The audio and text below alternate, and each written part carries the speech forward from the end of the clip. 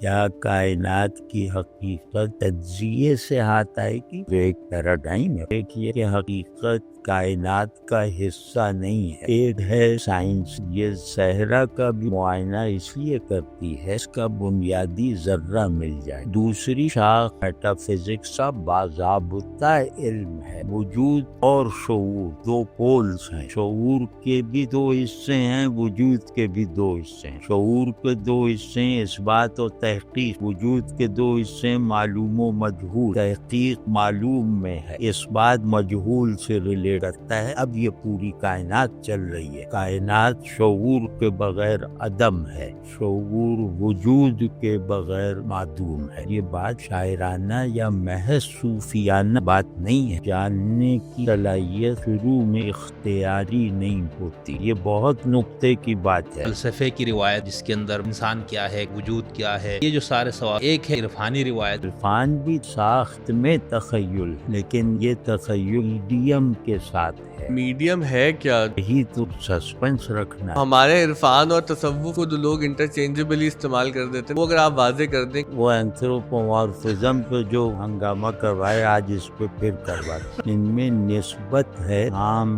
خاص من وجہ، عام خاص مطلق کی نسبت نہیں ہے۔ اب جو سمجھ سکتا ہے سمجھ لے۔ السلام علیکم جاوید صاحب۔ وعلیکم السلام۔ جاوید صاحب، درخواست یہ ہے کہ ہم آپ سے کچھ نشستیں کروانا چاہتے ہیں اس موضوع پر کہ یہ عرفانی روایت کیا ہے اور یہ عرفانی روایات کہاں کہاں موجود ہیں۔ یہ موضوع جناب شمس الدین حسن شگری صاحب نے پروپوز کیا ہے، تو جو اس ضمن میں درست سوالات ہوں گے وہ تو انہی کے پاس ہیں۔ ہم جو ہے رانا صاحب کے ساتھ اس پوری گفتگو میں شریک ہونا بھی خوش قسمتی سمجھیں گے۔ تو میرے خیال سے اس میں کئی نشستیں ہوں گی۔ تو آج جو پہلی نشست ہے اس میں ہم چاہتے ہی ہیں کہ جو دیکھنے والے ہمارے ناظرین ہیں ان کو یہ بات سمجھ آ سکے کہ یہ موضوع کیا ہے، اور جب ہم لفظ عرفان کہتے ہیں تو اس سے کیا مراد ہوتا ہے، کیونکہ اس میں ایک بحث ہم کم علموں میں یہ چلتی ہے کہ یہ تصوف اور عرفان میں کیا فرق ہے۔ گو کہ آپ جیسے صاحبان علم کے لیے کوئی یہ بحث یا موضوع وغیرہ تو نہیں ہے۔ تو ان چیزوں کو ذرا اگر ہم واضح کر دیں پہلی نشست میں، اور اس کے ساتھ جو روڈ میپ پلان ہے آگے تک کا وہ واضح کر دیں، کیونکہ ایک درخواست بہت زیادہ آتی ہے کہ فلسفے کے حوالے سے بھی آپ سے گفتگو کروائیں، تو وہ انشاءاللہ یہ کہ جب یہ عرفان والا موضوع کمپلیٹ ہو جائے گا تو اس کے بعد پھر وہ ہم فلسفے والے موضوع کی طرف انشاءاللہ کوشش کریں گے کہ آپ سے کچھ سن سکیں۔ تو شگری صاحب، اچھا جیسا صاحب، وہ ہماری بہت عرصے سے خواہش تھی کہ آپ کے ساتھ خاص طور پر یہ عرفان اور فلسفہ جیسے نجم صاحب نے بتایا نا، اس پہ کافی ساری نشستیں ہم آپ کے ساتھ کریں، کیونکہ جب آپ کے ساتھ جو نجی گفتگو میں جن مسائل پہ بات ہوتی ہے اور نجی محفل میں یعنی، تو اس میں ہم آپ سے جو بھی سوال اس قسم کے پوچھتے ہیں تو بہت ہمیں خواہش ہوتی ہے یار یہ سوال اس طرح کا جواب جو ہے نا، یہ ویسے آپ نے اپنی باقی لیکچرز اور ان میں سب باتیں کی ہوئی ہے، لیکن ایک اس طرح سوال اور جواب کی نشست، تو اس میں پھر یہ ہماری خواہش تھی کہ عرفان سے ہم بات شروع کریں۔ یعنی ہم جب انسانی دانش کی تاریخ کو دیکھتے ہیں تو اس کے اندر ایک فلسفے کی روایت ہے جس کے اندر محض عقل اور پھر اسی کے بعد میں جو مشاہدہ و تجربہ، ان چیزوں کے ذریعے انسان ربط الحادث بالقدیم، انسان کیا ہے، کائنات کیا ہے، یہ سب وجود کیا ہے، انسان اخلاق کیا ہے، یہ جو سارے سوالوں کا، تو ایک تو وہ روایت ہمارے پاس ہے، اور ایک ہے وہ عرفانی روایت جس کے اندر بھی میرے خیال سے انہی سوالوں کو ایڈریس کرنے کی شاید کوشش کی گئی، اور اس کے اندر پھر ہم یہ دیکھتے کہ ما قبل مذاہب عرفان بھی ہے، اور پھر جو اداراتی مذاہب کی جو تاریخ ہمارے پاس ہے ان مذاہب کے اندر بھی بعد میں عرفان آتا ہے۔ یعنی اس پہ پھر وہ اختلاف ہے کہ شروع میں عرفان مذہب کا حصہ ہے یا کسی ضرورت کی وجہ سے۔ تو یہ کچھ اشکالات یا کچھ چیزیں تھیں، تو ہمیں یہ تھا کہ پھر ہم اس میں ہندی وہ بھی کرے روایت پہ بات، چائنیز کا بھی، چینی روایت کیا کہتے اس کو، کنفیوشس اور تاؤ، اور یونانی تہذیب ادھر کی، پھر ہماری ایران میں جو زرتشت مت اور معنویت، یعنی جب ہم مذاہب میں آئیں گے، تو یہ ایک میرے ذہن میں خیال تھا اس طرح۔ بہت زبردست۔ اصل میں عرفان کو ابھی ہم عام فہم بنانے کی کوشش کرتے ہوئے بات کریں گے، اور یہ جتنی بات تھوڑی دیر تک ہوگی یہ عرفان کی پوری تعریف نہیں ہوگی۔ اس سے عرفان کیا ہے سے ایک مبتدیانہ واقفیت ہو جائے تاکہ جی پھر ہم آگے چلیں گے. تو عرفان جو ہے وہ شعور کی حرکت کا ایک قدیم وہ نتیجہ ہے.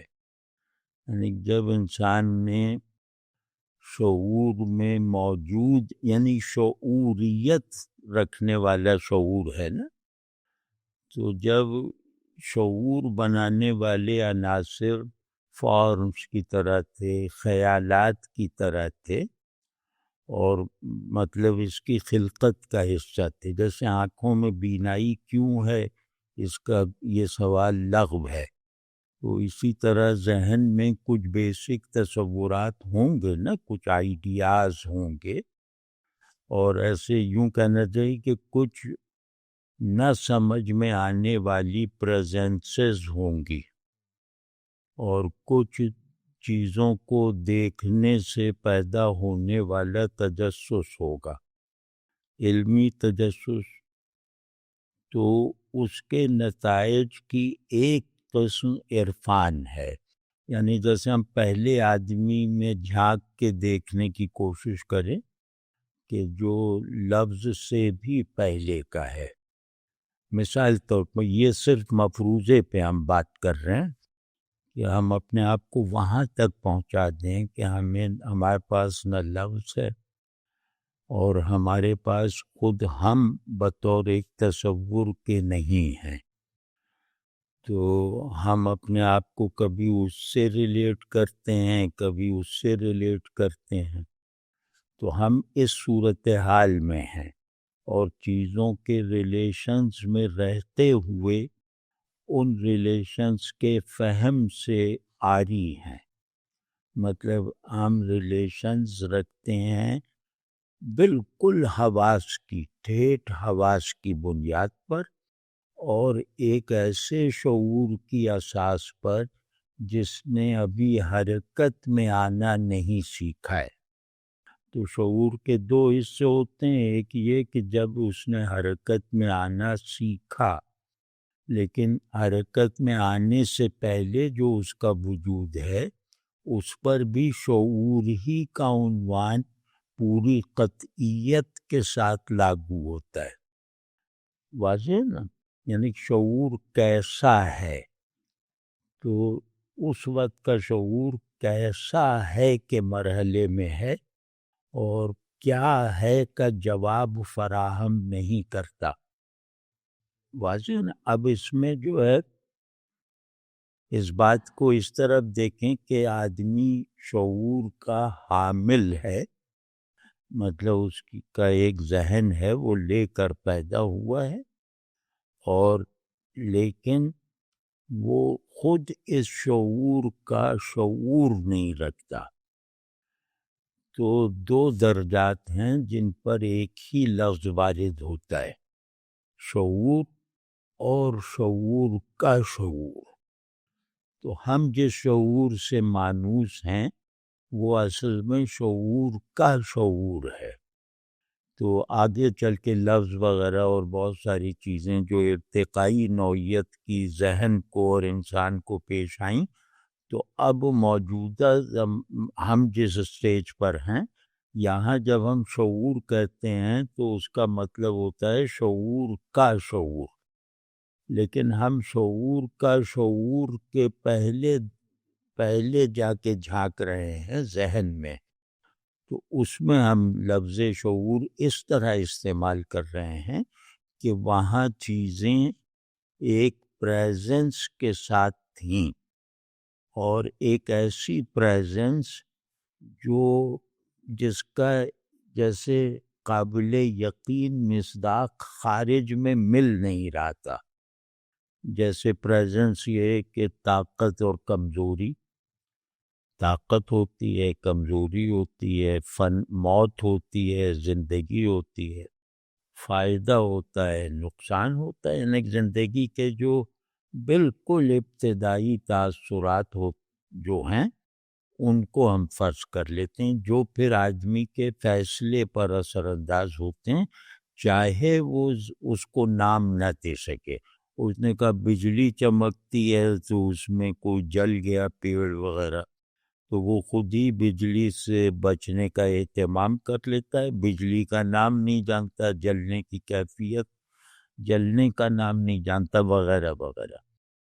تو اب اس میں جو اس شعور کی ابتدائی ترین اپنی خلقت سے جڑی ہوئی، یعنی خلقت محض کی حیثیت سے شعور کی حالت ہے لیاقت ادراک، استعداد علم.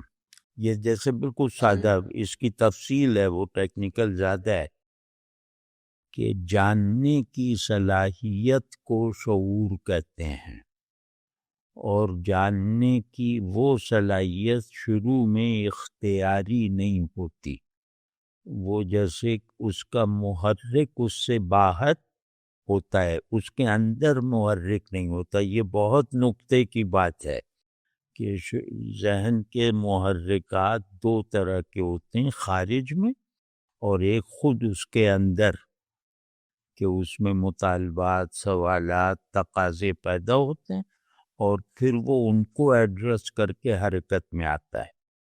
تو واضح ہے نا کہ اس کی انٹرنل اسٹرکچرنگ اس طرح ہوتی ہے اور اس کی ایکسٹرنل ایفیکٹیویٹی باہر سے ہوتی ہے، مطلب وہ باہر سبجیکٹ، اس کا آبجیکٹ باہر ہوتا ہے.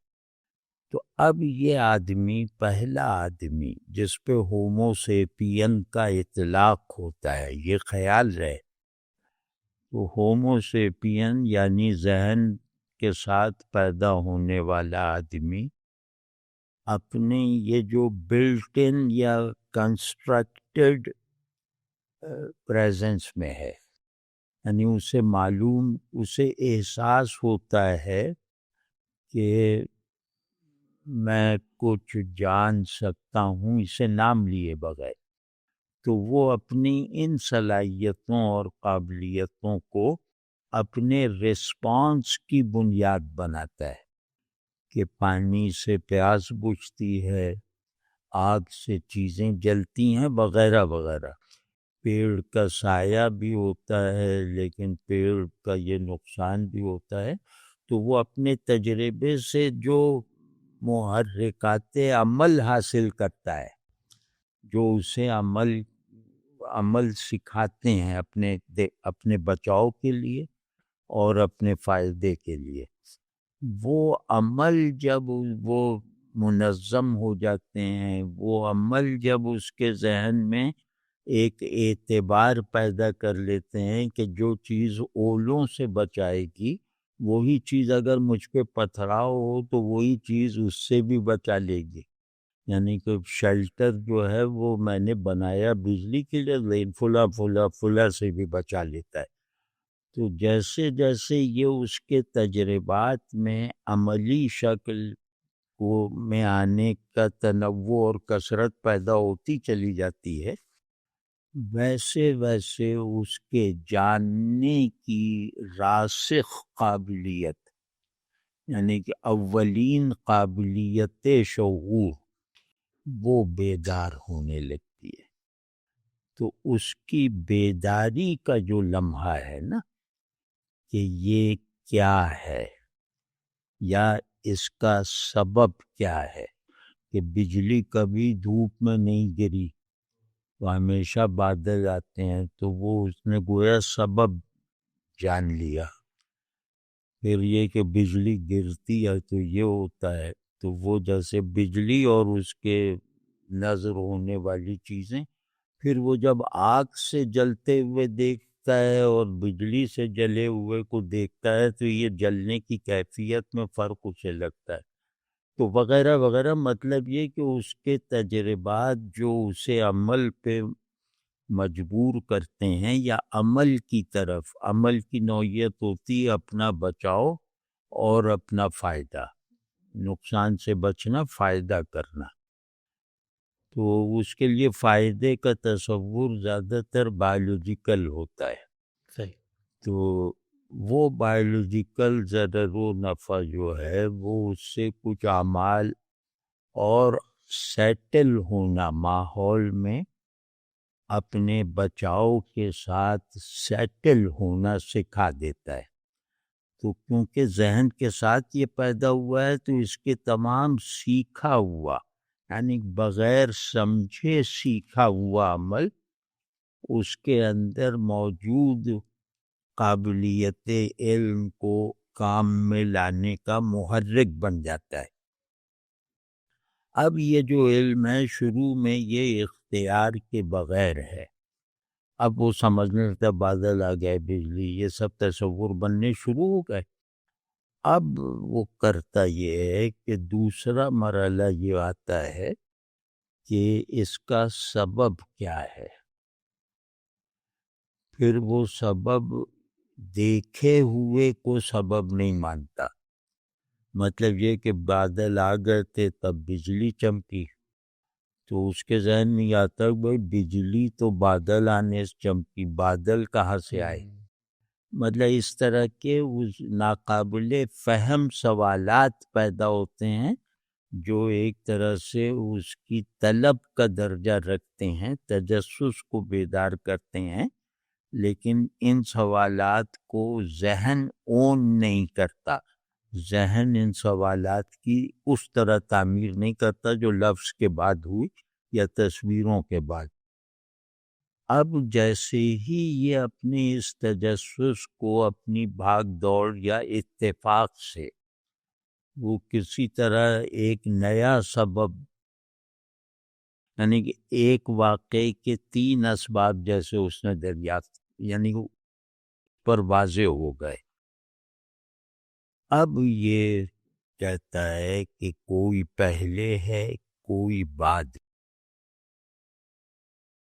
پھر یہ کہتا ہے کہ کوئی سبب لازم ہے کوئی سبب متعدی ہے، وغیرہ وغیرہ۔ اب یہ گویا اسباب میں واضح ہے نا کہ یہ سبب و اثر کے قانون پہ اس کے سارے عمل کی بنیاد ہے۔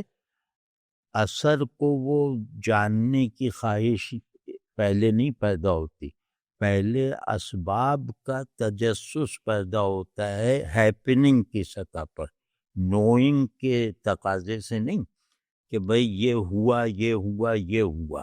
اب یہ ہوا میں ایک اور یہ کا اضافہ ہوتا چلا جائے تو اس کا مطلب ہے کہ اب اس نے اسباب سے مناسبت پیدا کر لی ہے، اور جیسے ہی سبب سے مناسبت پیدا ہوتی ہے ویسے ہی شعور کا جو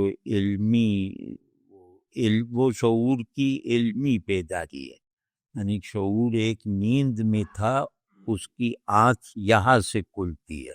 اب سمجھنا اسے جیسے چاہے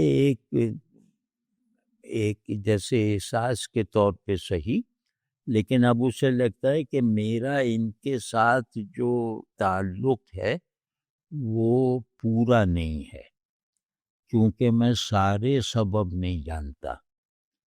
بعض مرتبہ ہوتا ہے یہاں سے بارش آتی ہے، بعض مرتبہ وہاں سے آتی ہے، لیکن ہو سکتا ہے یہاں سے بھی آ جائے۔ اب اس کے اندر امکان وقوع پیدا ہونے لگتا ہے کہ نہیں، جو میں نے دیکھا ہے وہ پورا نہیں دیکھا۔ تو یہ پورا نہ دیکھنے کا جیسے وہ تجربے میں ہے ابھی، تو وہ پھر اسے یہاں تک پہنچاتا ہے کہ سبب جو اصلی ہوتا ہے، یعنی کوئی ایسا سبب ہوتا ہے جس کا جو خود کسی کا اثر نہ ہو، کوئی ایسا کاز ہوتا ہے جو خود کسی کا ایفیکٹ نہ ہو۔ اب یہ میں نہیں بتا سکتا کہ کیسے اس کو محسوس کرتا تھا، لیکن اس کو وہ جیسے ایک کانشس فارم کی حیثیت سے قابل شناخت بنا لینے میں کامیاب ہو گیا کہ مجھے سبب اصلی ڈھونڈنا ہے۔ اب یہ لفظ ہمارے ہیں کیا؟ سادہ لفظوں میں یہ کہ یار بارش آتی تو بجلی بھی چمکتی اور کھیتوں میں بھی فصل آتی ہے وغیرہ، وہ کئی اس کے ایفیکٹس دیکھ رہا ہے نا.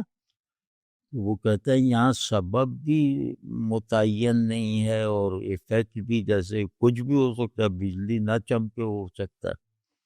یا سادہ لفظوں میں یہ کہ یار بارش آتی تو بجلی بھی چمکتی اور کھیتوں میں بھی فصل آتی ہے وغیرہ، وہ کئی اس کے ایفیکٹس دیکھ رہا ہے نا. وہ کہتا ہے یہاں سبب بھی متعین نہیں ہے اور ایفیکٹ بھی، جیسے کچھ بھی ہو سکتا ہے، بجلی نہ چمکے ہو سکتا ہے. تو اب وہ پڑ جاتا ہے کہ مجھے سبب خالص، سبب مطلق، سبب محض، مجھے جیسے ہم آج کی زبان میں کہیں تو مجھے اس نقطے کی تلاش ہے جو یہ کائنات بنا وغیرہ.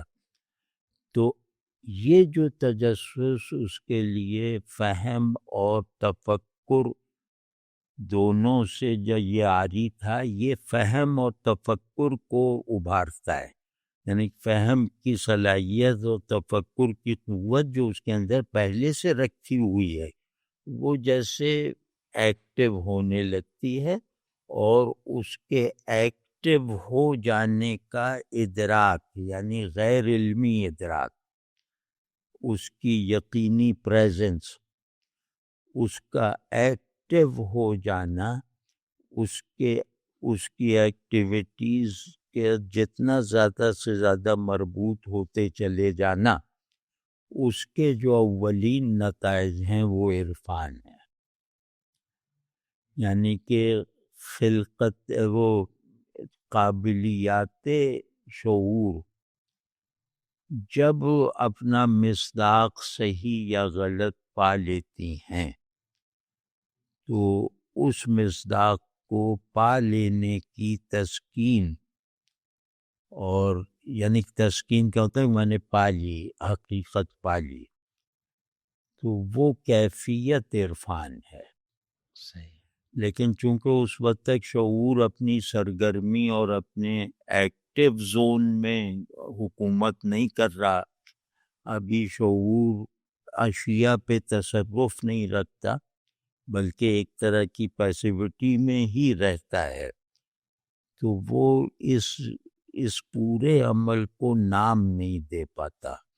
ابھی یہ عرفان علم نہیں ہے، ابھی یہ عرفان ایک سادہ سا مشاہداتی تجربہ ہے، اور یہ تجربہ ٹرانسینڈنس کے بغیر ہے نا، کہ یہ دیکھ لیا، یہ دیکھ لیا، یہ دیکھ لیا، اور وہ جو اصلی سبب ہوگا وہ دکھائی نہیں دیتا، یا کبھی دکھائی دے جائے گا.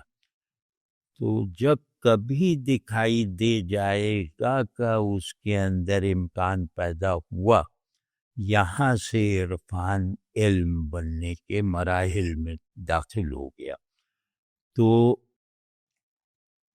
اس کو اگر بہت مختصر کر کے ہم کہیں، یعنی کہ عرفان کا قابل شناخت آغاز، یہ تو جیسے ہم نے دماغ کی تحلیل کر کے کچھ مفروضے قائم کیے ہیں.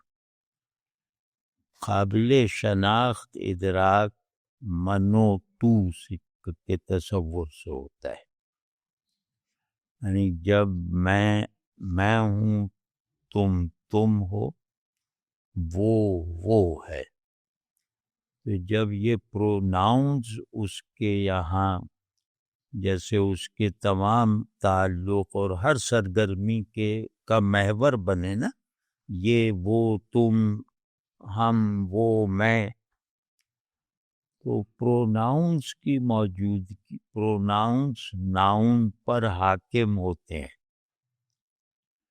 پروناؤن مطلق ہوتے ہیں، ناؤنز اضافی ہوتے ہیں. مطلب اس کیس میں تو وہ کہتا تھا وہ بھی اپنے کو میں سمجھتا ہے، یہ بھی میں سمجھتا ہے، میں باقی رہتا ہے، میں کا مسمى ختم ہو جاتا ہے کہ نہیں. تو میں وہ چھو کے دیکھتا ہے، ہاتھ ہے میرے، آنکھیں ہیں، یہ ہے. تو اب اس نے جیسے آپ کو بھی اسی طرح سمجھا ہے، آپ اس کا ایک سٹینڈرڈ آئی ہیں، تو اس نے دیکھا کہ آپ میں مر یا وہ میری طرح کا وہ مر گیا، میری طرح کا دوسرا پیدا بھی ہو گیا وغیرہ۔ تو اب یہ جو پروناؤنس کی مطلب پروناؤنس یعنی کہ میں، تم اور وہ، یہ برقرار رہتے ہیں، میں اور تو کا مصداق فنا ہوتا رہتا ہے۔ یہ تو ہے کہ نہیں کہ پانی کا وہ جو ہے میں تم، یہ جو تقسیم ہے وجود کی، یہ ذاتیانہ ہے وجود کو، یعنی یہ کیا ہے کہ میں موجود ہوں اپنی ذات کے ساتھ۔ تو جب یہ سب مشاہدات جو ہے نا اسے ذات کے معنی سمجھنے پہ جیسے مجبور کرتے ہیں، مائل کرتے ہیں کہ اب وہ خود میں کیا ہوں وہ نہیں ہے، اب یہ کہ میں جس پروناؤن سے مجھے جانا جاتا ہے وہ پروناؤن باقی رہتا ہے، میں فنا ہو جاتا ہوں، اس پروناؤن میں کوئی چینج نہیں ہے، میرے اندر روز نئی نئی تبدیلیاں آتی ہیں وغیرہ وغیرہ۔ یہ اندھڑ سے تجربات جن کو ذہن بھی نوٹس کرنا شروع کر چکا ہے، یہ اس کے لیے ایک میٹا فزیکل کانٹیکسٹ پیدا کر دیتے ہیں۔ اب چیز شعور کا جو میٹا فزیکل شعور میں گندھی ہوئی ایک میٹا فزیکیلٹی ہے نا، وہ جیسے اب وہ بیدار ہو جاتی ہے اور وہ یہاں کھڑا ہو جاتا ہے کہ سبب ایک ہی ہے سب چیزوں کا، یا اور وہ سبب جو ہے وہ طاقت کے ساتھ ہے، وہ سبب مجبور نہیں ہے، مختار ہے وغیرہ وغیرہ۔ تو وہ سبب واقعے سے بڑھتے بڑھتے کسی اینٹیٹی تک پہنچ جاتا ہے، یعنی سبب ایک واقعہ ہے وہ اندیکھا ہے، پہلا ادراک یہ ہے۔ دوسرا ادراک یہ کہ یار سبب اندیکھا تو ہوگا لیکن وہ انہی اسباب کی طرح ہوگا، تو وہ پھر اس میں ایک شناخت اس کے شعور میں رکھی ہوئی استعداد علم جو حقیقت کو مجہول نہ رہنے دینے کے لیے اس میں رکھی ہوئی ہے، وہ حرکت میں آتی، وہ کہتی نہیں جو سبب ہے وہ سب کا سبب ہے، نہیں وہ مسبب الاسباب ہے۔ تو اب وہ ایک ہوگا اور ٹرانسینڈنس کے ساتھ ہوگا۔ یہ ہے عرفان کی باضابطہ ذہنی تشکیل کا جیسے آغاز، اور اس کے آغاز کے ساتھ ہی اس کا انکار بھی ساتھ ساتھ چلا کہ دوسرے کو محسوس نہیں ہو رہا کہ ایسے کسی توجیہ کی مجھے ضرورت ہے، وہ اس کا ماحول ہے، کوئی زرعی ماحول میں ہے، کوئی کسی ماحول میں، تو نیچر جو اس کی دیکھی ہوئی نیچر اور اس نیچر کے ساتھ اس کا فائدے نقصان کا مسلمہ اسلوب اور انداز تعلق، وہ ان چیزوں کو میٹا فزیکلائز کرتا رہا یا میٹا فزیکلائز ہونے کی ضرورت اسے محسوس ہی نہیں ہوئی۔ پہاڑ کے رہنے والوں میں میٹا فزیکیلٹی کا جواز کم تھا، تجسس میٹا فزیکل نہیں ہوتا تھا، لیکن صحرا یا کثرت نظارہ میں رہنے والوں کو جیسے ایک میٹا فزیکل اساس کی ضرورت ہوتی تھی۔ تو یہ جو میٹا فزیکیلٹی آف کانشسنس ہے وہ اس کی بیداری کا قابل ادراک لمحہ وہ آغاز عرفان ہے۔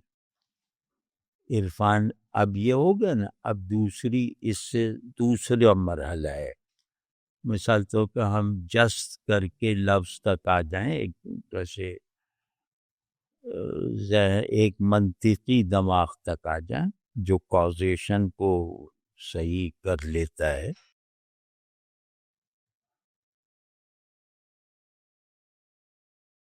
تو وہ پھر اب آئیڈیاز اور تصورات قائم کرتا ہے، اور وہ آئیڈیاز اور تصورات کا مصداق، اگر وہ آئیڈیا اسم کی طرح ہے فرض کیا، تو اس کا مسمى ٹائم اور اسپیس میں دیکھنے سے گریز کرتا ہے. اب یہ ایٹرنیٹی اور ان اصطلاحوں میں دیکھتا ہے کہ ٹائم اور اسپیس بھی ایفیکٹس ہیں، ان کا سبب ان سے ٹرانسینڈنس کے ساتھ ہونا چاہیے اور ذات کی شکل میں ہونا چاہیے. تصرف جس کا تصرف ارادی ہو وہ ہونا چاہیے. تو یہاں تک پہنچنے کے بعد اب عرفان اور علم میں فرق ہو جاتا ہے، یعنی علم کی تعریف عرفان سے غیر متعلق ہو جاتی ہے، اور وہ یہ ہے کہ علم وہ ہے جو آسانی سے اشتراک پیدا کر لے، یعنی وہ چند چیزیں جو باہر موجود ہیں. علم نام ہے پریزنٹیشن کا، کہ آپ پریزنٹ کر کے دکھا دیں چیزوں کو، یا ویریفیکیشن کا کہ بھئی میں نے کرسی کہا ہے تو دیکھ لو کرسی ہے. اور اسی طرح میں نے ذہنی مسلمات کچھ ہوتے ہیں جو تجربے کی شہادت پر کھڑے ہوتے ہیں.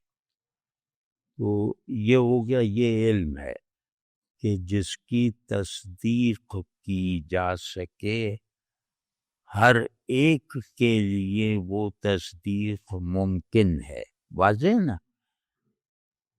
عرفان تصور بلا تصدیق ہے. علم کی تعریف ہی یہ ہے کہ تصور جو تصدیق یافتہ ہو. تو گویا تصور بھی علم کی ضرورت ہے. یہ جو بے وقوف امپیریسسٹ کرتے رہتے ہیں نا کہ تصدیق کہاں ہے، ویریفیکیشن کہاں ہے، ان سے کہو کہ صرف تصدیق علم نہیں ہے، صرف تصدیق ججمنٹ ہے، جہل ہے. تصور کی پرائرٹی یا وہ جو اس کی تقدیم ہے یا اس کا اساس کی حیثیت سے ہونا ضروری ہے. اب علم کی تعریف میں بھی جائیں تو وہاں عارف کی ضرورت پڑتی ہے، لیکن یہ ذرا ہائر درجات ہیں. یہاں ہم جیسے سادہ انداز کریں کہ اب شعور کی دو فیکلٹیز جو آدمی کی شخصیت پر اثر انداز ہونے کی مطلب مثالیں رکھتی ہیں، وہ ہے علم اور عرفان. یعنی علم کہتا ہے کہ ہونا یہ اور وہ میں منقسم ہونا چاہیے. ہونا جاننا ہے، ٹھیک ہے نا، کہ جو ہے وہ جو ہے چاہے وہ علم سے باہر ہو، لیکن وہ اسی علم میں آ سکتی ہے بشرط مشاہدہ یا وغیرہ. واضح ہے نا؟ یعنی چیزوں کی معلومیت مشترک ہے، چاہے وہ مشاہدے وغیرہ سے باہر، چاہے وہ مجہولات ہوں. عرفان دوسری بات کہتا ہے. عرفان کہتا ہے کہ علم میں مجہولات جنہیں کہا جا سکتا ہے، یعنی کہ قابل علم نامعلوم، تو وہ مجہولات حقائق ہیں. اور علم کی یعنی علم اپنی فاعلی حالت میں ان تک نہیں پہنچ سکتا. یہ ذرا اچھی طرح دیکھنے کی بات ہے کہ مجہولات کو یہ ممکن سمجھتے ہیں کہ جب بھی یعنی کہ ادراک میں آنے کی شرط پوری ہو جائے گی. ادراک کی شرط زمین سے لے کر عرش تک ایک ہی ہے، کہ تصدیق ہو جائے، ویریفائبل ہو جائے، اور ویریفائبلٹی میں حواس شامل ہوں، مشاہدہ وغیرہ. تو وہ یہ کہتے ہیں نہیں، یہ اپنی حد سے بڑھا ہوا تصور ہے. یعنی کہ علم کا یہ تصور خود علم سے تصدیق نہیں پاتا. اس پہ یاد تھوڑا سا جیسے اثر بھی لینا، تاکہ وہ اس تعریف میں علم ہی ثابت نہیں ہوتا اس تعریف سے،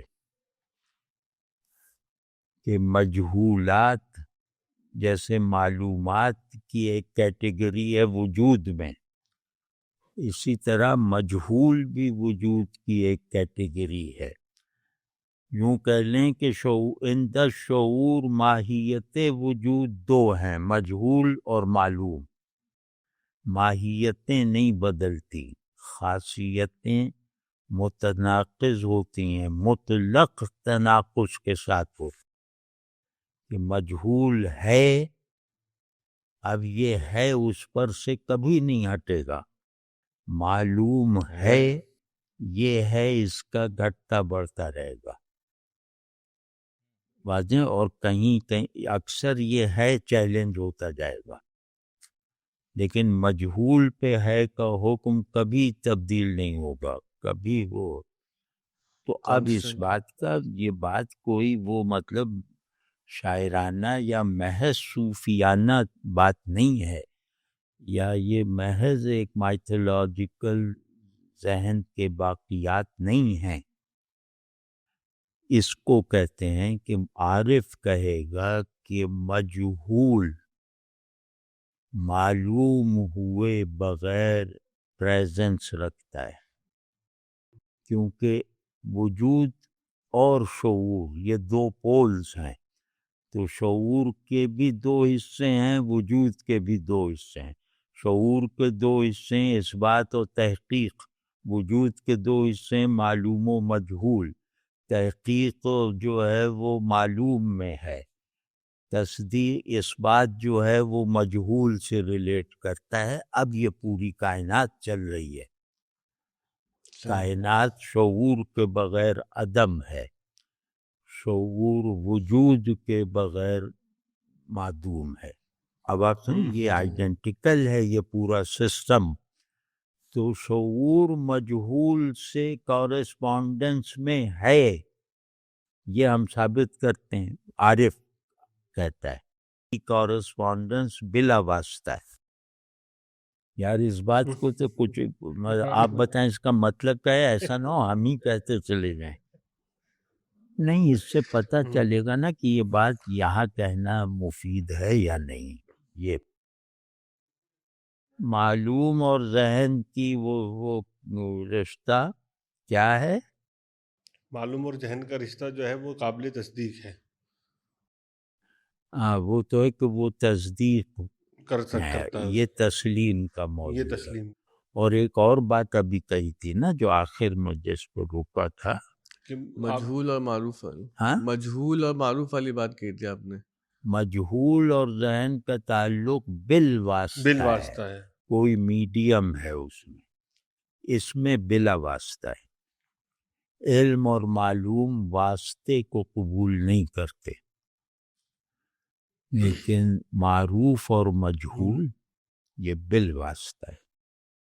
مجہول رہتے ہوئے معروف ہے، جس طرح معلوم ہوتے ہوئے نامعلوم ہے. یہ قاعدہ ہے. اسی طرح مجہول رہتے ہوئے معروف ہے. یہاں مجہول اثباتی ہے، وجودی ہے. یہاں مجہول سلبی نہیں ہے، عدمی نہیں ہے. تو اس پہلو سے دیکھیں، نہیں دیکھ کے دکھائیں نا یار، کیونکہ واسطہ چاہیے کہ شعور اس طرف حرکت کر کے پہنچ نہیں سکتا، تو واسطہ چاہیے. اور واسطہ جہاں ہوگا وہاں شعور ریسیونگ اینڈ پر ہے. وہاں وہ فائنڈر نہیں ہے، ریسیور ہے. اور علم میں دوسری صورت حال ہے کہ علم فائنڈنگ ہے، وہ ریسیونگ نہیں ہے. یار یہ سب باتیں کئی طرح سے کہی جا سکتی ہیں، تو آپ لوگ اس کو اور طرح سے تو کہہ اس کے میں سر کیا دکھائیے. شعور پھر مجبور محض ہے اس پوری صورتحال میں؟ نہیں، یہ جبر جو ہے وہ اختیار سے تعلق نہیں رکھتا. ہاں، یہ بھی ہمارے یہاں ایک بڑا فیشن ہے کہ جبر ہمیشہ ظلم ہے. جبر تحدید ہے، چیزوں کو لمٹ کر لمٹس کے ساتھ ہیں چیزیں، تو ہونا کسی پہ جبر تھوڑی ہے. یعنی ہونا کو ہم اکتا کے نہیں کہہ سکتے کہ جبر ہم تو معدوم بھی ہونا چاہتے تھے یا ہم پہ جبر ہے کہ یہ سب سوالات بے معنی ہیں نا. تو یار اس کو کچھ تاکہ وہ ہماری بات نہ سمجھ میں آئے تو آپ کی آ جائے، آپ اس کی تفصیل کر دیں. شیر صاحب تفصیل کریں. اچھا، اس میں جیسے ایک چیز یہ کہ جیسے اب ہم یہ دیکھتے ہیں کہ جو میں اس میں کہ جو علم ہے وہ ادراک پر یعنی وہ کسی شے کو دیکھتا ہے، کسی چیز جو آپ نے بتایا کہ جو بالکل ابتدائی شکل میں جب وہ کاز اینڈ افیکٹ کو دیکھتا ہے تو اس سے کچھ نتائج اخذ کرتا ہے علم کی سطح پہ. اور وہ علمی نتائج یہ ہوتے ہیں کہ جناب ہم نے دو چیزیں دیکھی، ایک اثر کے طور پہ قبول کر لی، ایک یعنی اس کا ایک کاز تھا، اس کا ایک افیکٹ تھا، ہم نے ایک سسٹم کو اپنے ذہن میں تسلیم کر لیا علم کی سطح پہ. تو اب ہم جب عرفان کی جو روایت جس پہ آپ بات کر رہے تھے کہ ہم جب یہ اس سے ہٹ کر یہ سوچنے لگیں کہ یہ جو کاز اینڈ افیکٹ کا ایک سسٹم میرے سامنے آیا ہے، جو ایک سلسلہ میرے سامنے آیا ہے، یہ صرف یہاں رکتا نہیں ہے بلکہ اس عمل کے اوپر بھی کچھ ہے، تو اس وقت ہم یہ سوچ رہے ہوتے ہیں کہ وہ عرفان کی روایت یہ کہلائے گی کہ ہم صرف کاز اینڈ افیکٹ سے ہٹ کر ایک اصلی حقیقتی یا اصلی ماہیت کی طرف جانے کا جو سوچتے ہیں، وہ شعور کی جو کوشش ہے اس کو میں عرفان کہا تھا. یا خواہش رکھتے ہیں، خواہش رکھتے ہیں. ہاں، مطلب اس کی طلب، اور طلب ہمارے اندر یقین تکمیل کے ساتھ ہوتی ہے. وہ طلب جو علم پوری نہیں کر سکتا، وہ طلب اپنی تکمیل کے تیقن سے بنی ہوئی ہے، وہ جذبے کی طرح نہیں ہوتی، خواہش کی طرح نہیں ہوتی، وہ انتظار کی طرح ہوتی ہے. اور اس کا نہ جان یعنی اس کا مجہول ہونا، یعنی مجہول سے مراد وہ شاید جس کو ہم نہیں جانتے، اس کا یہ نہ جاننا بھی اس کے جانتے رہنے کا جو سلسلہ ہے اس کو بڑھاتا رہتا ہے. یعنی ہم اس کی طرف نہیں، یہ علم والوں کی یہ علم تعریف والوں ہے کہ علم جیسے جہل کو کم کرتا ہے. وہ معلوم سے نامعلوم سے معلوم کی طرف جاتا ہاں، رہے گا. وہ یہاں نہیں ہے. عرفان میں یہ ہے کہ مجہول رہتے ہوئے معروف ہے. علم میں یہ نہیں ہے کہ نامعلوم رہتے ہوئے معلوم ہے، وہ الگ ہے. علم کی بحث اس وقت ہم الگ رکھ دیتے ہیں کیونکہ اس میں باتیں بہت زیادہ ہو گئی ہیں نا.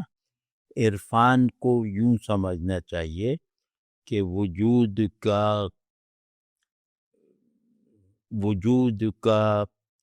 غیر زمانی، غیر مکانی اور عقل وغیرہ سے تجزیے، تعلیل وغیرہ کی عادتوں سے مابرہ وجود ہے یا نہیں. یعنی وجود ممتنع العلم بھی ہے یا نہیں. یہ سوال ایک جیسے ہم اپنے سامنے اٹھائیں کہ کیا سارا وجود اپنی ماہیت کے ساتھ ممکن العلم ہے یا ممتنع العلم ہے. یہ سب اس پہ غور کرتے رہنا چاہیے.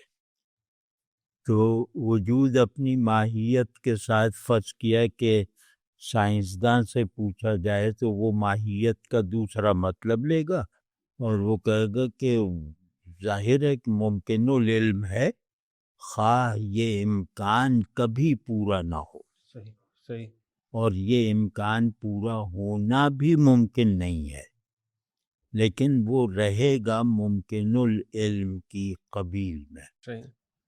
تو ہم دوسری طرف جو ہے وہ کہتے ہیں کہ وہ ممتنع العلم اور ممکن الاثبات اور واجب الاثبات ہے. عرفانی روایت کیا ہے کہ معروف حقیقی وہ ممتنع العلم اور واجب الاثبات ہے. کیا یہ جملہ بے معنی ہے؟ اب اس پر مطلب آپ لوگ کی تیز چلی. اچھا، اس میں ایک چھوٹی چیز اور فرمائیے گا کہ ہم علم کے لیے لفظ استعمال کرتے ہیں تصدیق کی، کہ جی وہ ان چیزوں کی تصدیق کرتا ہے، اور عرفان کے لیے ہم اس بات کہہ رہے ہیں، تو ان دونوں میں فرق کیا ہے؟ مطلب میڈیم کا فرق ہے. تصدیق جیسے تحقیق کا نتیجہ ہے، یعنی چلنے والا کہتا ہے کہ میں نے تصدیق کر لی یا مجھے تصدیق ہو گئی، لیکن وہ ہو گئی بھی کہتے ہوئے یہی کہتا ہے جس گھوڑے پہ میں سوار چل رہا تھا اس کی لگام میرے ہاتھ میں تھی. ہم یہ کہتے ہیں کہ اس بات تصدیق سے زیادہ محکم ہے، کیونکہ اس بات میں تغیر نہیں ہے، کیونکہ اس میں علم نہیں ہے. علم جس چیز سے لاحق ہوگا اسے متغیر و ناقص بنائے گا، اور اس کے ہونے کو بھی وہ مطلق حد تک لے جانے سے قاصر رہے گا کہ اس کا ہونا ضروری ہے، اور یہ ضرورت اس کی جو ہے وہ اسے عدم سے ہمیشہ بچائے رکھے گی، وغیرہ وغیرہ.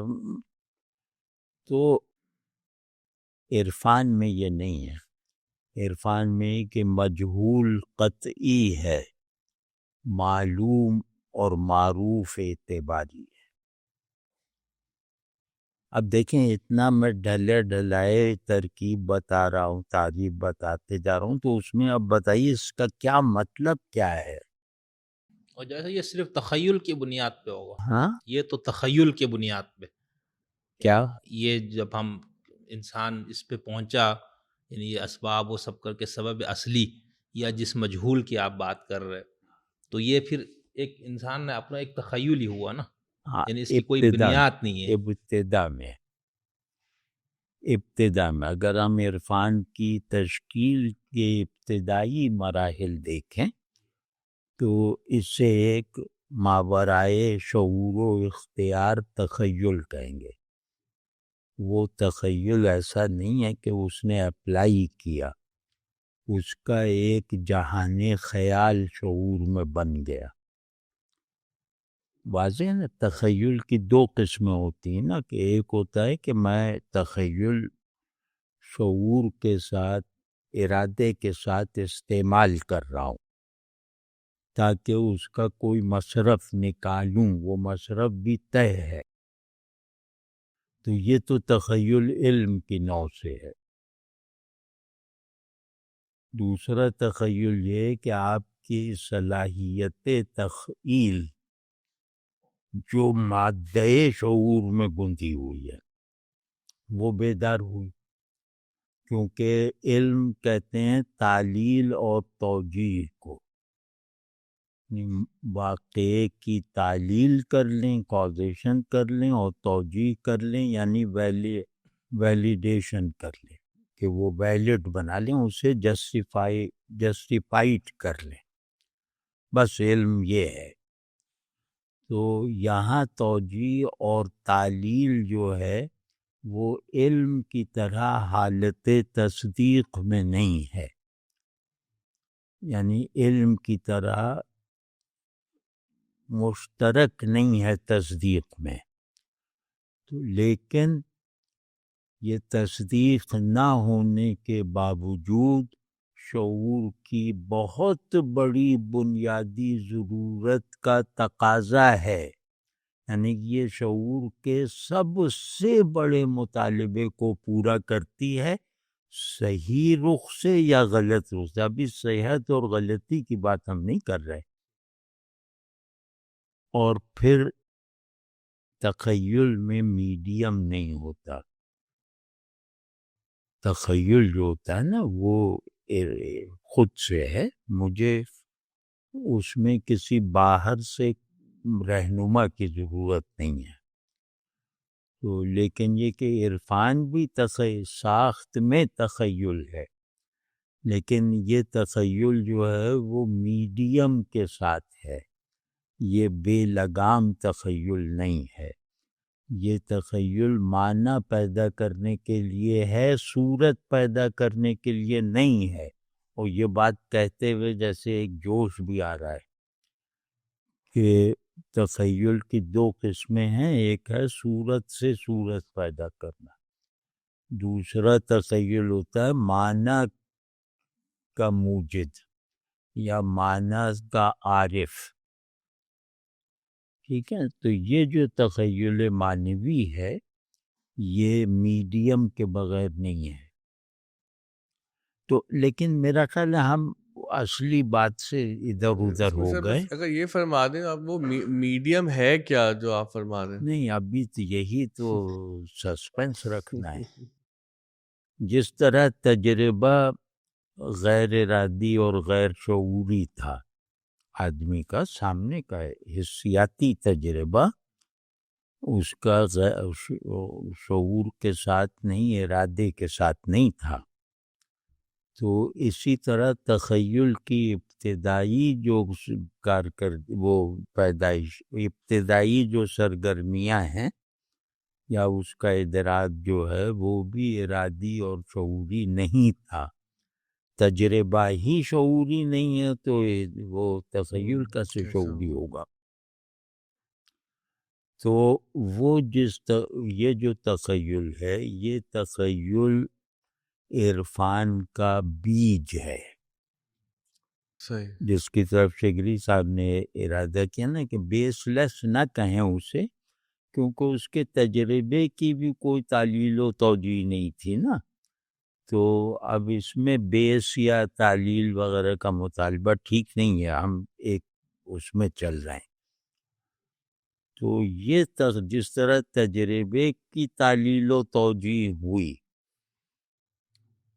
اور وہ ادراکی تصدیق سے بھی ادراک میں آ کر تصدیق بنائے، تجربے میں رہتے ہوئے تصدیق تھوڑی تھا، ادراک میں آ کے وہ تصدیق کا حامل ہوا نا آبجیکٹ. تو اسی طرح یہ جو تخیل تھا، یہ تخیل جب اپنی معنویت کا حامل ہوا، یعنی اس تخیل نے جب دیکھنے سے زیادہ سمجھنے یا جاننے کی صورتحال پیدا کی، یہاں پر آ کے مذاہب اترے ہیں. وہ جو میڈیم کی بات میں کر رہا تھا نا، وہ میڈیم وہی ہے، وہ میڈیم آدمی ہی ہے. وہ الگ ہے، وہ کیونکہ پھر وہ ایڈوانس سٹیجز پہ اس کو زیادہ زور سے کہا جا سکتا ہے. لیکن ہم نے کہا کہ انسان، ہم یہ مان کے چلے کہ انسان اللہ کی مخلوق ہے. ہم اپنی روایت میں رہتے ہوئے بات کر رہے ہیں نا. اللہ کی مخلوق کو شعور دیا گیا ہے کہ وہ اپنے آپ، اپنی دنیا اور اپنے خالق سے بامانہ تعلق رکھ سکے.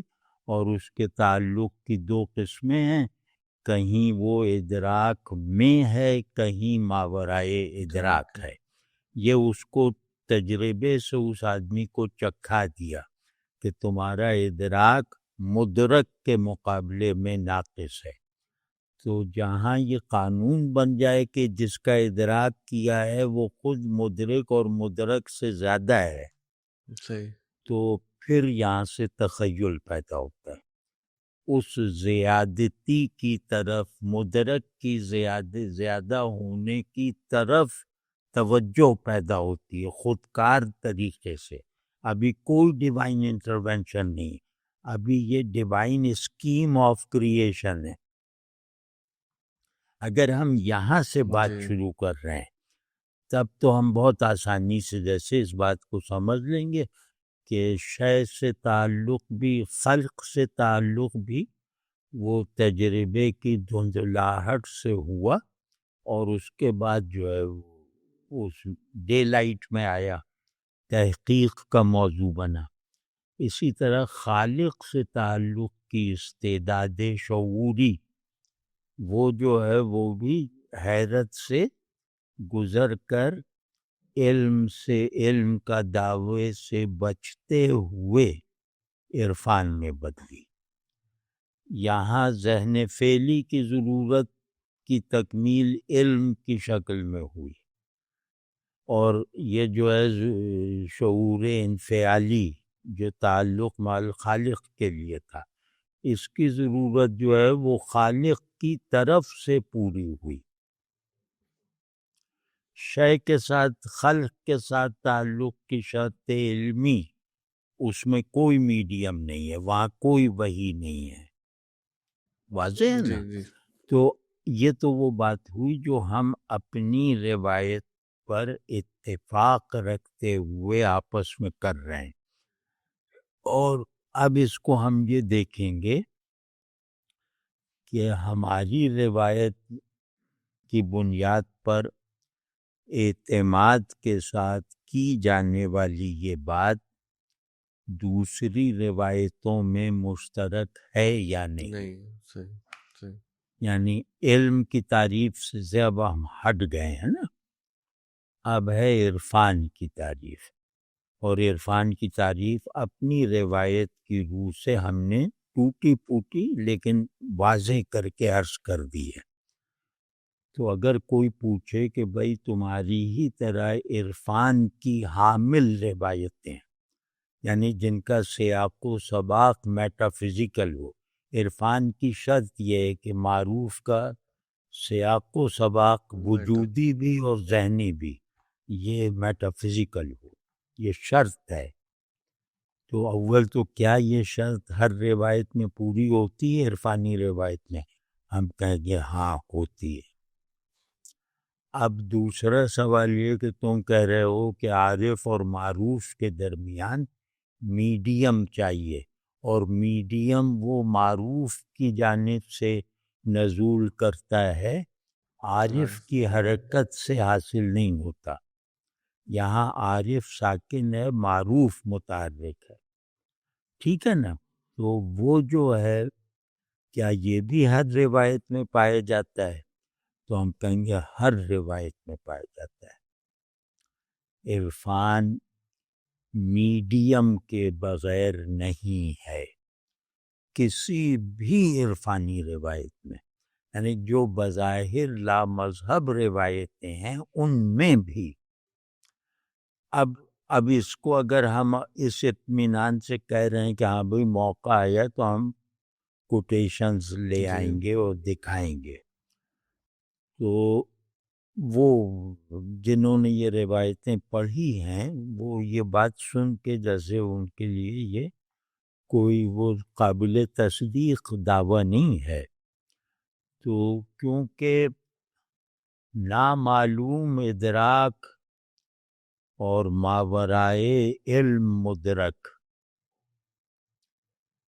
اس کے درمیان شعور کا پیسو ہونا، مدرک کا حقیقی اور فنکشنل ہونا، اور ان دونوں کے درمیان وجہ ادراک کا میڈیم ہونا، وہ معروف کا بھی غیر ہے، عارف کا بھی غیر ہے، جو میڈیم ہے. ہاں. دونوں سے یار شگوی صاحب کچھ تو آپ کریں، کچھ نہیں آپ اعتراض تو کریں نا کوئی اس میں. جائے صاحب اس میں آپ نے جی بیان فرمایا، اس میں ایک چیز میں صرف پوچھنا چاہ رہا تھا، اس حساب سے تو یعنی شعور آپ نے اس کو بیان بھی کر دیا پیسو رہے گا مسلسل، یعنی شعور کی حیثیت ہمیشہ پیسو رہے گی، حالت وصول میں رہے، اس کو کہتے ہی ہیں وصول. تو وہ نہیں، وہ حرکت نظری نہیں ہے، وہ شانت ہو جاتا ہے جب شعور. خیر، تو اب یہ دو چیزیں ہم نے کہہ دیا کہ بھئی اس میں یہ صرف کوئی مذہبی وہ جنگ نہیں چل رہی. ایک عرفان اقتضائے شعور ہے. اقتضاء کا لفظ سب لوگ جا کے ڈکشنری میں دیکھیں، عرفان اقتضائے شعور ہے جس سے مفر ممکن ہی نہیں ہے، نہ آبجیکٹ میں نہ سبجیکٹ۔ تو اس عرفان کی یہ جو بنیادی خاصیتیں اور اس کی اسٹرکچرنگ، بیسک اسٹرکچرنگ کیسے جیسے ہوئی ہے، ہر روایت اس پر شاہد ہے، اور ہر روایت مشترک حاصلات رکھتی ہے۔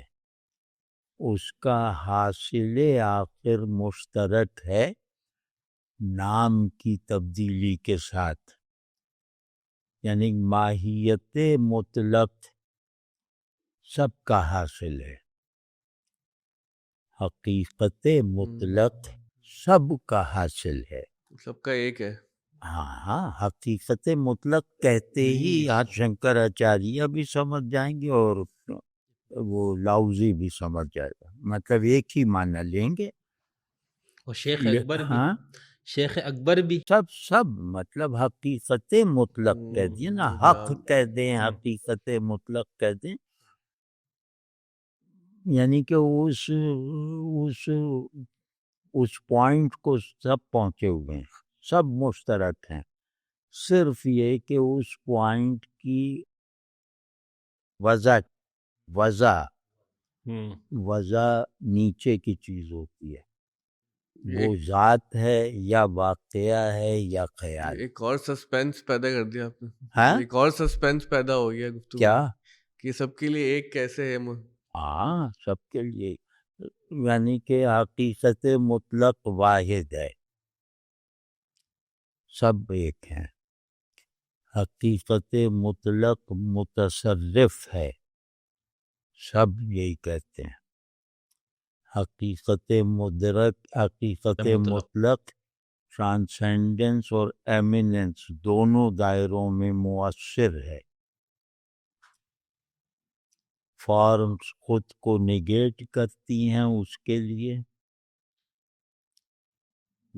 اور وہ فارم ہی میں جیسے ہمیں محسوس ہوتا ہے کہ اس میں رہتے ہوئے اس کو حقیقی نہ مانو وغیرہ وغیرہ، ذہن میں بھی اعتبار کی شکل میں ہے، تو اس پہ سب متفق ہیں۔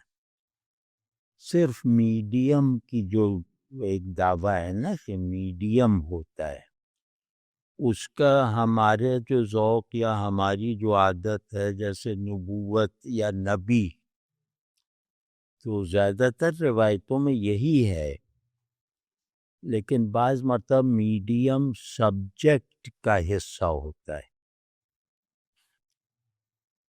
یعنی میڈیم آدمی کی سیلف ادرنس ہوتی ہے، کہ عرفانی حاصلات جو ہیں وہ واسطے کے ساتھ ہوتے ہیں، یہ واسطہ کہیں عارف کا غیر ہوتا ہے اور کہیں عارف کا عین ہوتا ہے، یعنی اس کا ہائر سیلف ہوتا ہے جو اس کا نام قبول نہیں کرتا، کہ مطلب فلاں وہ شگری صاحب عارف ہیں تو ان کا جو میڈیم ہوگا اس کا نام شگری نہیں ہوگا، مقیم ان میں ہی ہے، تو اب یہ سب ہے، مطلب کیونکہ کچھ چیزیں جو ہیں وہ مدرک میں مغایرت پیدا کرتی ہیں، مدرک کا عنوان برقرار رکھتے ہوئے صورت میں مغایرت کا نظام چلاتی ہیں، صورت کا عنوان برقرار رکھتے ہوئے اسے مایا کہتے ہیں،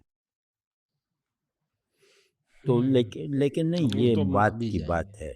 پہلی چیز یہ ہے کہ عرفان اپنے اصول میں، یعنی اپنی اصل واحد اور اپنی منزل میں، وہ ہر روایت میں ایک ہے، اپنی علمی تشکیلات، اخلاقی تصورات اور مقاصد میں الگ الگ ہے۔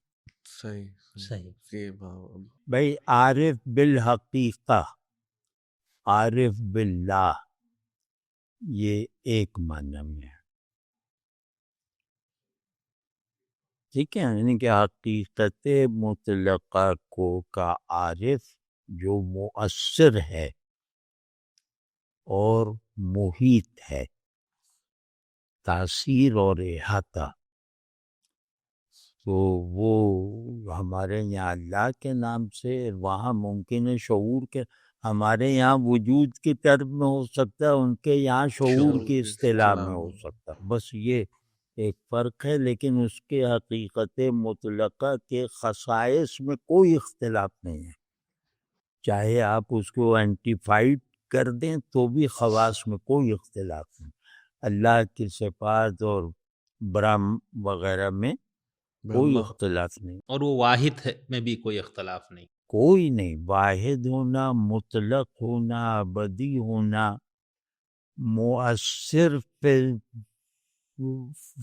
مطلب مؤثر فی الخلق ہونا، خالق ہونا، رازق ہونا، یہ سب میں مطلب۔ تو جیسا اگر ہم جیسے یہ تو آپ نے عرفان کی روایت اور پھر اس میں بھی اس میں رہتے ہوئے یہ ساری بات یوں بنتی نا، اب ہم اس سے نکل کے دیکھیں اس سارے قضیے کو، پھر کیا شکل بنتی؟ کیوں نکل رہے ہم تو عرفان نہیں، پھر ہم یہ کہیں گے کہ سمجھنے کے لیے ہاں بہت صحیح ہے، علم کی دو قسمیں پیدا ہوں، مطلب ظاہر ہے کہ آدمی کو جو چیز بھی حاصل ہوتی ہے وہ اس کے شعور کی سرگرمیوں میں دخیل ضرور ہوتی ہے، یعنی وہ شعور کو بیدار کرتی ہے کہ ہاں اب تم بھی اس میں غور کرو، یعنی عرفان کی علمی تشکیلات ناگزیر ہیں، صحیح، اور یہ بھی ہر روایت میں ہیں، واضح ہے نا؟ یہ جیسے ہمارا جبر ہے کہ ہم اپنے ایکسپیرینس کو بھی علمی رنگ میں دیے بغیر نہیں، علمی رنگ دیے بغیر گویا رہ نہیں سکتے، یا کم از کم اسے اپنے لیے معلوم کہنے کی لیاقت حاصل کرنے کی خواہش سب میں ہوتی ہے۔ تو اب یہ جو ہے اس میں ذرا اس پہلو سے دیکھیے کہ جیسے عرفان، اس کے دعاوی، اس کے نتائج، اس کے مقاصد اور اس کے ذرائع سب، تو ہم نے کہا کہ اصول میں متفق ہیں۔ اب آپ پوچھ رہے ہیں کہ اگر اس سے باہر نکل کے دیکھا جائے اور عرفان کی بنیاد پہ حقائق کا جو انکشاف یا معرفت کا دعویٰ ہے، اور وہ دعویٰ بھی جو گلوبل سطح پر مشترک ہے، مطلب اس میں علمی اختلاف، علم میں اختلاف ہے، عرفان میں اختلاف نہیں ہے، واضح ہے نا؟ تو اب اس میں پہلی بات یہ ہوگی کہ اسے آپ کو اہمیت دینی پڑے گی، مطلب یہ کہ ایک تو یہ کہ آپ کو یہ، آپ پر یہ واضح ہوتا ہے عرفانیات سے کہ شعور صرف ایکٹیو نہیں ہے، شعور پیسیوٹی کے ساتھ ہے، شعور حامل مسلمات ہے، وہ مسلمات نتائج علم نہیں ہیں، وہ تحدیدات علم ہیں، مقاصد علم طے ہوتے ہیں، وہ علم کے اصل مصدق ہیں، یعنی علم کی تصدیق حتمی آبجیکٹ سے نہیں ہوگی، سبجیکٹ سے ہوگی، یہ نقطہ عارفوں کی مدد سے ہی سمجھا گیا ہے یا عرفان کا مطالعہ کر کے سمجھا گیا ہے۔ تیسرا جو ہے، دنیا کا کوئی ہاں جو اس کی علمی تشکیل جو ہوئی ہے اس سے مثال کے طور پہ دو طرح کے ویلڈ علوم پیدا ہوئے جو ایک دوسرے کی نظر میں بھی ویلڈ ہیں، مختلف ہونے کے باوجود ویلڈ ہیں۔ ایک ہے سائنسی علم، یعنی کائنات کے میکینکس کو دریافت کرنا اور اس ہر نظام حرکت کو علم میں لانا جس لا آف موشن پہ یہ پوری معلوم و نامعلوم کائنات چل رہی ہے، تو گویا کائنات کو اس حد تک اندر گہرائی میں جانا، اسی کے اندر کی گہرائیوں میں اس غرض سے اترنا کہ اس کا جو ہے اس کی وحدت اصلی واضح ہو جائے گی یا اس کی وحدت وجودی واضح ہو جائے. مطلب سائنس بھی وحدت کی تلاش میں ہے نا. یہ صحرا کا بھی معائنہ اس لیے کرتی ہے کہ اس کا بنیادی ذرہ مل جائے. واضح ہے نا. تو اصول حرکت کی تلاش ہے سائنس. اصول حرکت میں نقطۂ حرکت کا شعور نہ ہو تو اصول حرکت ہے ہی نہیں. تو وحدت ہر چیز کا ایک کانٹیکسٹ ہے. تو ایک علم پیدا ہوا کہ خلق میں حقیقت کو ڈھونڈنا اور حقیقت کے وہ معانی نہ حقیقت کو وہ معانی نہ دینا جو عرفان میں دیے گئے ہیں. حقیقت کی جستجو پورے شعور کا موضوع ہے. یعنی کہ وہ جس کے مطلب ادراک یا اس بات میں آ جانے سے علم کی غلطیاں بھی جو ہیں وہ شعور کو پیاسا نہ رہنے دیں. یعنی کہ مسلسل پیاس میں شعور نہ رہے، یہ مان کر بھی کہ ہر معلوم ادھورا اور ناقص اور قابل تغیر اور لائق تردید ہے. تو یہ ذرا سا اندر جھانک کے دیکھیں تو کتنے بڑے بحران سے نکالا گیا ہے. تو دوسری جو شاخ پیدا ہوئی علم سے، یعنی اس ذہن سے جو لیاقت عرفان رکھتا ہے، چاہے وہ اسے استعمال کرے یا نہ کرے، جس کے لیے عرفان کے دعوی قابل فہم ہیں. تو اب اس سے دوسرا علم پیدا ہوا، وہ میٹا فزکس کا باضابطہ علم ہے. صحیح. یعنی میٹا فزکس اور فزکس جیسے دو طرح کے ام العلوم ہیں.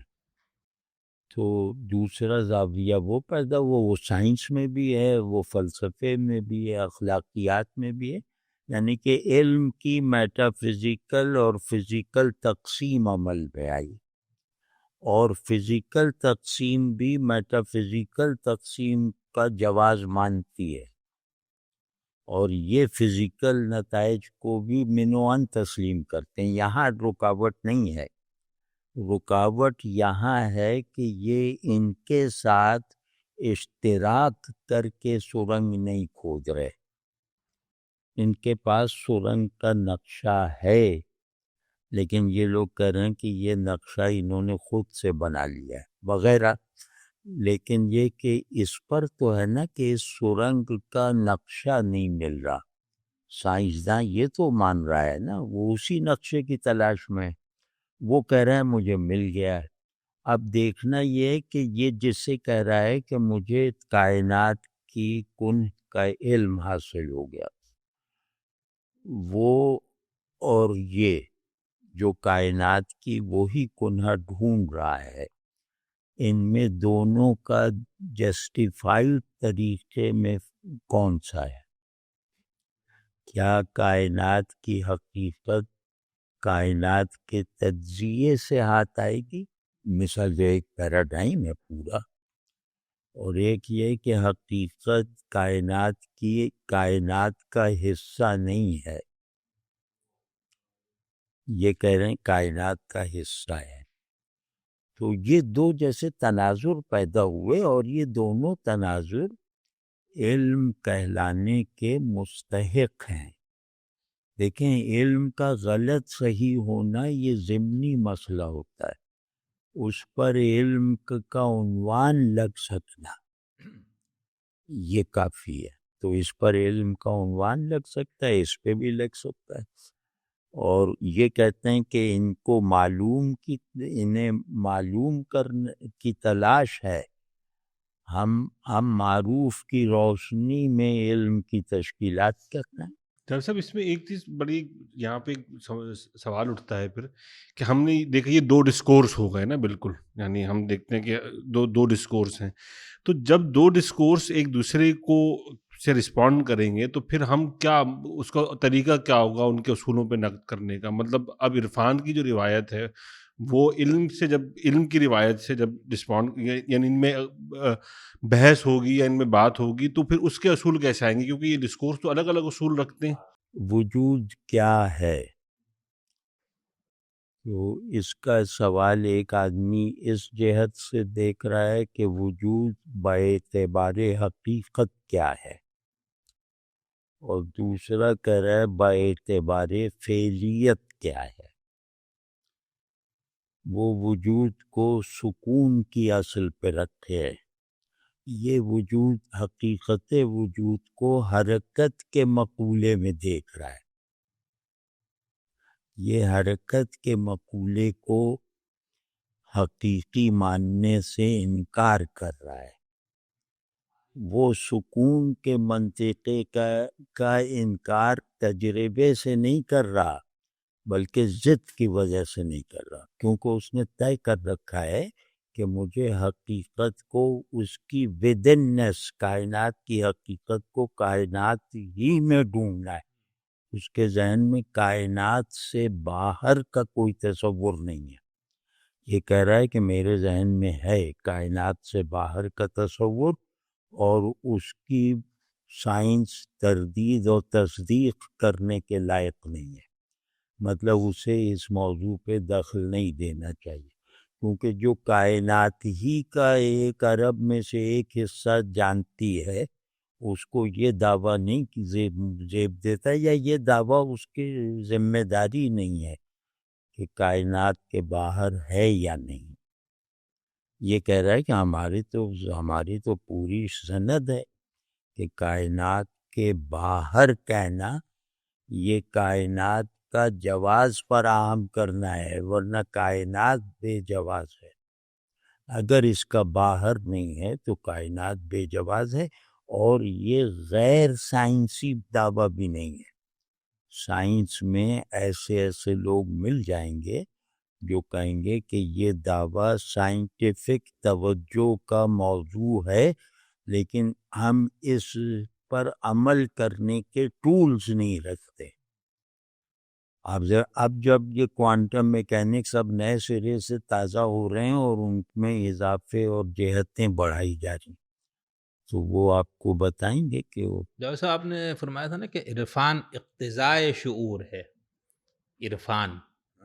عرفان اقتضائے شعور ہے, تو وہ جو دوسرا بندہ ہے جو اس پورے کی حقیقت جو ہے نا وہ اسی اندر سے تلاش کرنا چاہ رہا ہے, تو وہ اپنے اس اقتضاء کو کیسے, یعنی ایک تقاضا ہے نا شعور کا, یہ اسی اقتضاء کو پورا کر رہا تو کس طرح, مطلب وہ عرفانی اس پہ تو آ نہیں رہے, نہیں. اس نے اس کا متبادل دوسرا ڈھونڈا ہے. جیسے ہم اس کو ایک بات کہتے ہیں کہ پانی پینا اقتضاء ہے وجود کا. ٹھیک, تو پانی کنویں کا پینا ہے, بارش کا پینا ہے, مطلب پانی کی 2 قسمیں فرض کیا. ٹھیک ہے, تو ایک آدمی کہتا ہے بارش کا پانی پینا, دوسرا کہتا ہے کنواں کھود کے پانی پینا ہے. تو دونوں میں بہرحال پانی یعنی کہ اقتضاء ثابت ہوتا ہے. تو ہم سائنس کی تمام ایکٹیویٹیز کو شعور کے عرفانی اقتضاء کی صحیح یا غلط تعمیل کہتے ہیں. اور اس میں ہم جائیں گے کہ فزکس ہرگز علم کی تعریف کو اون نہیں کرے گی جو علم کی تعریف منطق اور فلسفے نے کر رکھی ہے. یہ معاملات اتنے سادہ سے نہیں ہیں. سائنس کہیں بھی میٹا فزکس کا حتمی انکار کرتی ہوئی نہیں دکھائی دے گی. یعنی فزکس میٹا فزکس کا انکار نہیں ہے, فزکس میٹا فزکس کے علاوہ ہے. اس میں شیخ صاحب گزارش یہ تھا, یہ تو ایک پورا الگ موضوع ہے نا, علم ورسز عرفان. آخر میں اگر ہم یہ بتا دیں دیکھنے والوں کو کہ جو آئندہ نشستیں ہوں گی تو جو روایتیں جن پر جاوید صاحب گفتگو فرمائیں گے, وہ جو آپ نے نقشہ بنایا نا, وہ نقشہ پورا منظور ہو نہیں. اس نقشے پہ تو سر ہم سب متفق ہیں جو شیخ صاحب نے بنایا. ترتیب تو میں جیسا اس طرح بنائی تھی ایک تو یہ عرفان کیا ہے تعارف جو آج گفتگو، پھر یہ کہ عرفان ما قبل مذہبی دور دیو مالائی عہد، یہ ٹھیک رہے گا یا یہ اس میں ہو گیا؟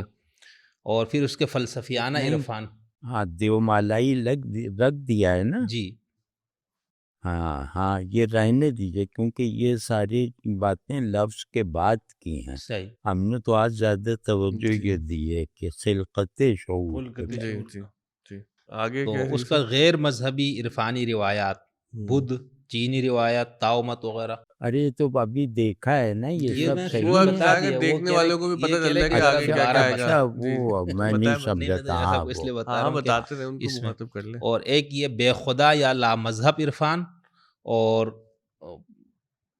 پھر اس کے بعد عرفان مذاہب، یعنی ہندو مذہب کے اندر زرتش مت، مانویت، مانی ازم جس کو کہا جاتا ہے، یہودیت، پھر مسیحیت، اسلام، اور اس کے اندر پھر ذیلی جو تقسیم، مطلب اس میں سے پھر ہر ایک میں، جیسے ہم اسلام پہ کریں گے تو اس کے اندر شیخ اکبر محی سبھی الدین آ عربی، جائیں گے. مولانا رومی، سہروردی، یہ سارا کچھ. اور آپ کی جو شدید خواہش ہے شیعہ سنی بھی آئی جائیں جی گے. جی، بس ادھر پہنچ کے تو وہ تقسیم ختم ہو جائے گی. وہ بھی آ جائیں جی گے، جی. آپ فکر نہ کریں، سب آئیں گے. آج اور اس کے بعد عہد جدید اور یعنی یہ جو مغرب میں جس کو ہم روحانیت وغیرہ کی تحریک لوگ کہتے ہیں، تو اس کا بھی کیا اس سے کوئی تعلق ہے یا اس کی کوئی شکل ہے؟ اور پھر یہ جو ایک نعرہ لگاتے لوگ مذہب نہیں روحانیت، تو یہ بھی کیا کوئی عرفان ہی کی کوئی شکل ہے؟ تو اس اور طرح کی یہ کچھ جو چیز، قلندریت ہے اس کا کوئی تعلق ہے عرفان سے یا تصوف سے؟ اس طرح کر دیجیے گا.